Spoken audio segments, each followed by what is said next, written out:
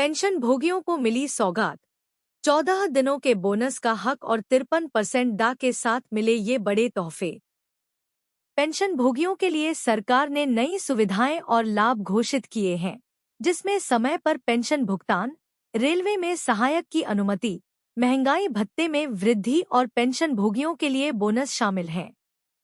भारत में केंद्रीय कर्मचारियों को विभिन्न वित्तीय लाभ प्रदान किए जाते हैं, जिसमें वार्षिक इंक्रीमेंट और दिवाली बोनस शामिल हैं। वहीं पेंशन भोगियों को ये लाभ उपलब्ध नहीं थे। हालांकि हाल की नीतियों में उनके लिए कुछ महत्वपूर्ण बदलाव और अनुकूलन किए गए हैं, जो उनकी आर्थिक स्थिति को मजबूती प्रदान करेगी।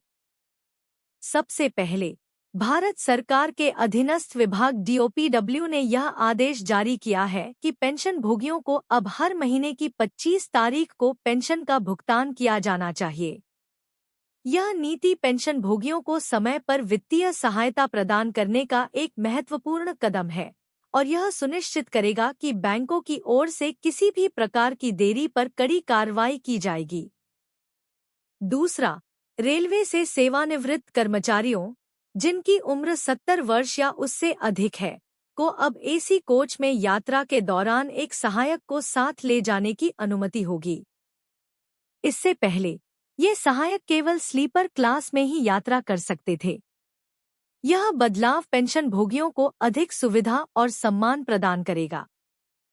तीसरा, पेंशन भोगियों को एक और बड़ी राहत तब मिली जब केंद्रीय कैबिनेट ने महंगाई भत्ते डा में वृद्धि का ऐलान किया। इस वृद्धि से पेंशन भोगियों की मासिक आय में सुधार होगा, जिससे उन्हें बढ़ती हुई महंगाई का मुकाबला करने में मदद मिलेगी। चौथा, भारत पेंशन भोगी समाज की मांग पर विचार करते हुए केंद्र सरकार ने उन्हें भी बोनस का हक दिया है। यह निर्णय उन्हें सम्मान और आर्थिक सहायता प्रदान करता है, जिससे वे भी कर्मचारियों के समान लाभों का आनंद ले सकें।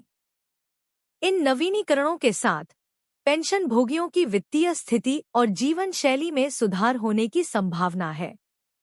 ये बदलाव न केवल उन्हें अधिक वित्तीय सुरक्षा प्रदान करेंगे, बल्कि उन्हें समाज में उचित सम्मान और पहचान भी दिलाएंगे। ये सुधार पेंशन भोगियों को उनकी सेवाओं के लिए उचित पुरस्कार और समर्थन प्रदान करते हैं, जो उन्होंने अपने कार्यकाल के दौरान देश के लिए किया है। पेंशनधारकों और सीनियर सिटीजन के लिए 7 बड़ी खुशखबरी। पेंशनधारकों को मिला शानदार तोहफा। सीनियर सिटीजन और पेंशनधारकों के लिए कई महत्वपूर्ण खबरें हैं। सरकार ने हेल्थ इंश्योरेंस की उम्र सीमा हटाई, हाईकोर्ट ने पेंशनधारकों के लिए राहत दी और EPFO ने PF निकासी की सीमा बढ़ाई। HDFC बैंक ने भी सीनियर सिटीजन के लिए खास ऑफर दिए हैं। अधिक जानकारी के लिए आधिकारिक वेबसाइटें देखें। क्या आप सरकारी कर्मचारी थे और अब रिटायर हो चुके हैं, या आपके घर में कोई पेंशन भोगी या सीनियर सिटीजन है, तो आपके लिए यह बहुत ही महत्वपूर्ण खबर है। हाईकोर्ट से पेंशनधारकों के लिए बड़ी राहत की खबरें भी आई हैं। इसके साथ ही मई महीने की पेंशन के साथ केंद्र सरकार ने कई नियमों में बदलाव किया है। आइए इन खबरों पर एक नज़र डालते हैं। 65 वर्ष से अधिक उम्र के लोग भी खरीद सकेंगे पॉलिसी। यदि आप पेंशन भोगी या सीनियर सिटीजन हैं, तो आपके लिए खुशखबरी है। अब किसी भी उम्र का व्यक्ति हेल्थ इंश्योरेंस पॉलिसी खरीद सकता है। पहले यह सीमा 65 साल थी, जिसे अब हटा दिया गया है। IRDAI ने हेल्थ इंश्योरेंस खरीदने के नियम में बड़ा बदलाव किया है। अब 65 वर्ष से अधिक उम्र के लोग भी हेल्थ इंश्योरेंस पॉलिसी खरीद सकते हैं।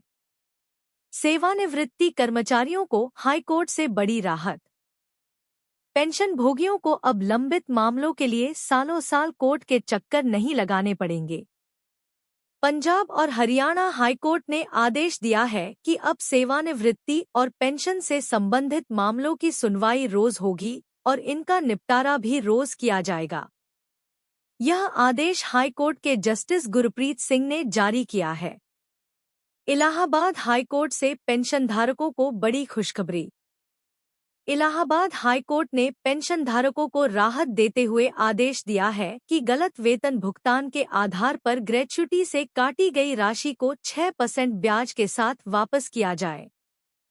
सुप्रीम कोर्ट के फैसले के आधार पर यह आदेश दिया गया है और इसे 1 महीने के भीतर लागू करने का निर्देश दिया गया है।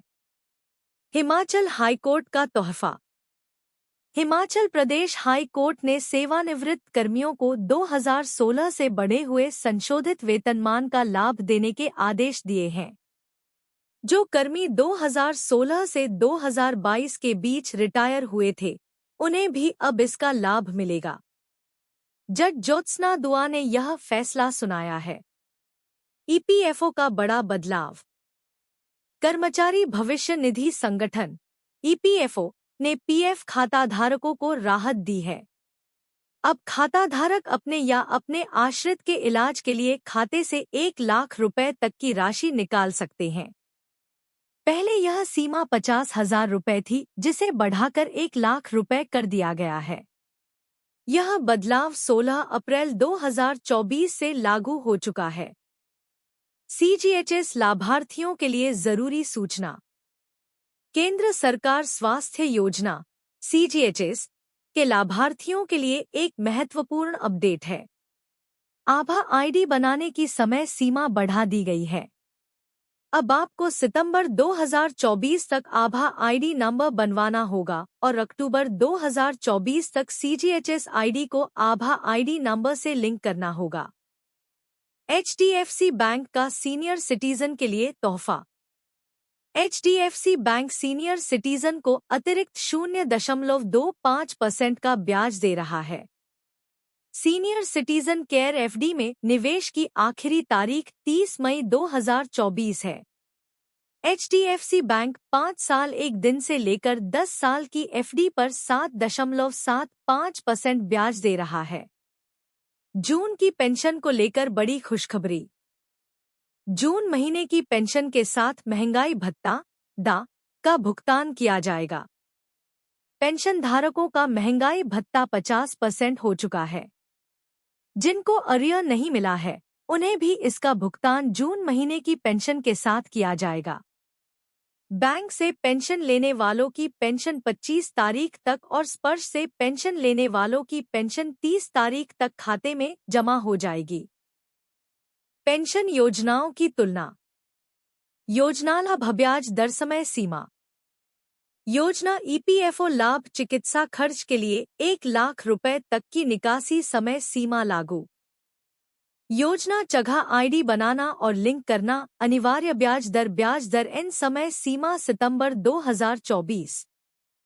योजना एचडीएफसी सीनियर सिटीजन के लिए अतिरिक्त 0.25% ब्याज दर 7.75% समय सीमा 30 मई 2024। इन सभी बदलावों और अदालती फैसलों से पेंशन भोगियों और सीनियर सिटीजन को बड़ी राहत मिली है। यह महत्वपूर्ण है कि आप सभी अपडेट्स पर नजर रखें और अपनी सुविधाओं का सही तरीके से लाभ उठाएं।